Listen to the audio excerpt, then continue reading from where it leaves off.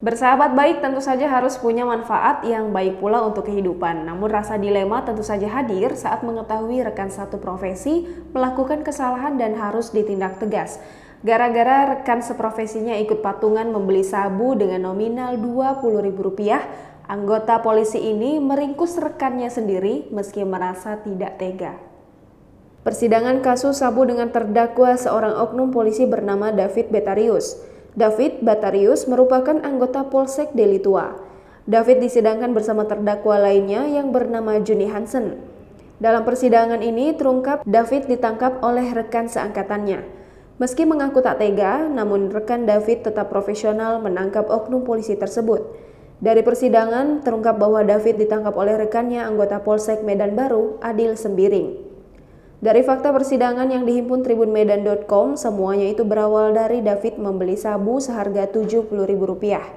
Sabu tersebut dibeli dari hasil patungan, di mana Juni mengeluarkan uang sebesar Rp50.000 dan David Rp20.000.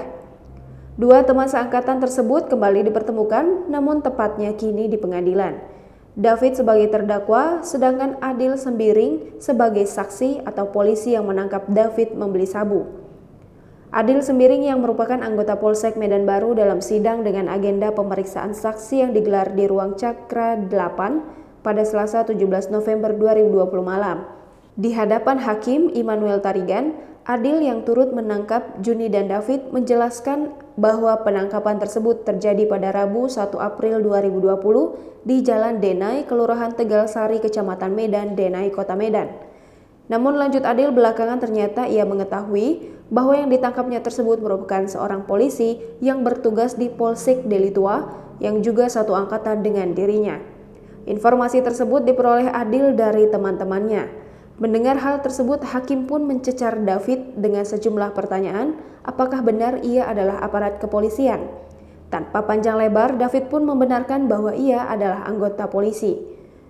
Selanjutnya, Hakim pun menjelaskan kepada David tentang akibat dari perbuatannya tersebut karena statusnya sebagai aparat penegak hukum dan terbukti memiliki narkotika.